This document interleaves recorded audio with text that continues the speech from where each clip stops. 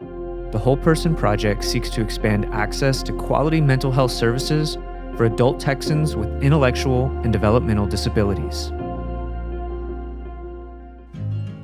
My name's Suzie Breckons. I'm 70 years old. I live in San Antonio. I have this disability. It's called IDD. The house I live in right now, I've lived here 2 years, and my housemates, they're really very nice, really great people. My name is Pat Carnal, and I'm 69 years old. I was born and raised in San Antonio. Pat, do you have a disability, sir? I just, IDD. I had a hard time at school, yeah. I couldn't make any friends at school because I don't know why I couldn't make any friends with everybody at school. Was that hard for you? Yeah. I wanted to commit suicide because I was getting tired of these problems, but I didn't do it. We live around the corner from Judith. She's really very kind, considerate. If we have a problem, we can go to her. After I became his guardian, I said, Pat, there's a house for rent in my neighborhood, and I have this other person, Gabby, whose guardian I was. I wonder if you two could share that house. It happened to be half a block from my house. A third person came into our life, and that was Suzie. I feel blessed that I live in this house because before this, I lived in a program that I don't think they could do anything else for me.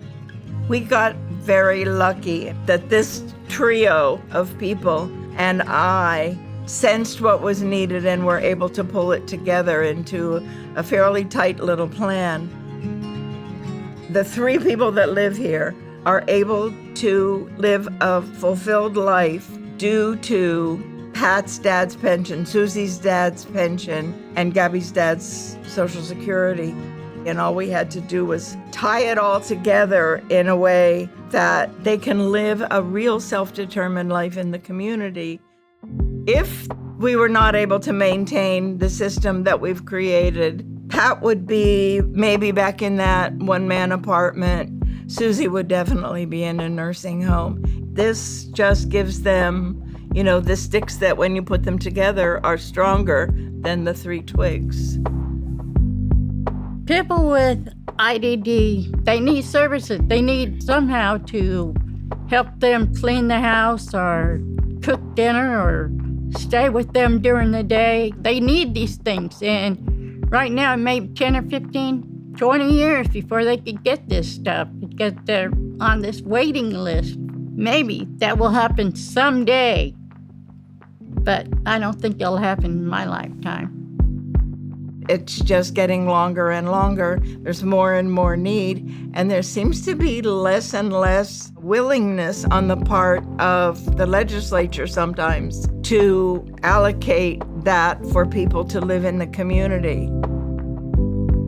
The Texas legislature may want to consider it costs the state under $40,000 a year to provide daily supports for this person. It costs the state $125,000 per person a year for a person in the state institution. And it's definitely of poorer quality than a person who lives at home, has their own room.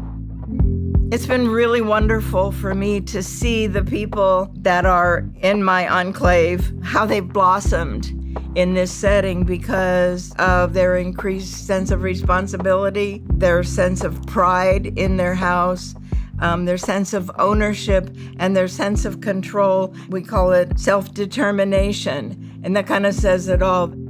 It's their life.